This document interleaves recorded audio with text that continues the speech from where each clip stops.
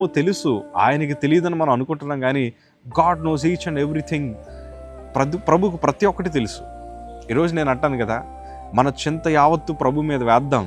ఆ చింత మనం మోస్తున్నాం, ఆ బరువును మనం మోస్తున్నాం. అందుకే అది మొయ్యలేక భారం అనిపించి ఏమనుకుంటున్నాం అంటే, మధ్యలోనే అర్ధాంతరంగా మన చరిత్ర ముగించబడితే బాగుండు, మధ్యలో అర్ధాంతరంగా మన లైఫ్ అంతా పోతే బాగుండని మనం అనుకుంటూ ఉంటాం. కాదయ్యా, నిలబడగలగాలి.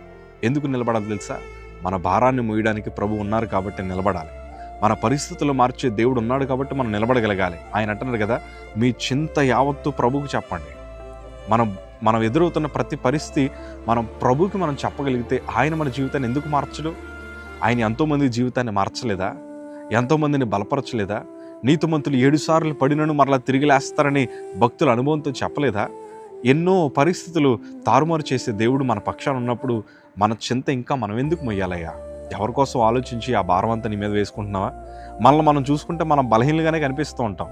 నన్ను నేను చూసుకుంటే నాకు నేను బలహీనుడిగానే కనిపిస్తూ ఉంటాను. కానీ నేను దేవుని కోణంలో ఆలోచించడం ప్రారంభించాను. ఆయన ఏనాటికైనా నా చరిత్ర మారుస్తాడు, ఏనాటికైనా నా స్థితిగతి మారుస్తాడని నా భారం అంతా ప్రభు మీదకు వేసి ఎప్పుడైతే ఆయనను చూసి పరిగెట్టడం ప్రారంభించానో ఆయన ప్రతిదానికి సమాధానం దయచేశాడు. ఈరోజు నువ్వు మొయ్యొద్దయ్యా, ఆ భారం నువ్వు మొయ్యొద్దు. ఉరిపోసుకోవాలి, సూసైడ్ చేసుకోవాలి, చేతులు కోసేసుకోవాలి, ట్రైన్ కింద పడిపోవాలి. ఈ తలంపులన్నీ బలహీనలకు వస్తాయి. మనం బలహీనం కాదు, మన బలమైన దేవుడు మన పక్షాన ఉన్నాడు. నిజం చెప్తానయ్యా, దేవుడు మనకి విలువైన జీవితాన్ని ఇచ్చాడు. దాన్ని జాగ్రత్త కాపాడుకొని ఆశీర్వదించబడ్డానికి దేవుడు ఏం చేయమన్నాడు అవన్నీ చేసుకుంటూ వస్తాయి. నువ్వు ప్రార్థనాపూర్వకంగా, కృతజ్ఞతాపూర్వకంగా ప్రార్థన చేయగలిగితే నీ చింత యావత్తు ప్రభు తీరుస్తాడు. అలాంటి గొప్ప కృపభాగ్యాన్ని దేవుడు మనందరికీ దయచేయను గాక. Don't waste your time, keep on praying.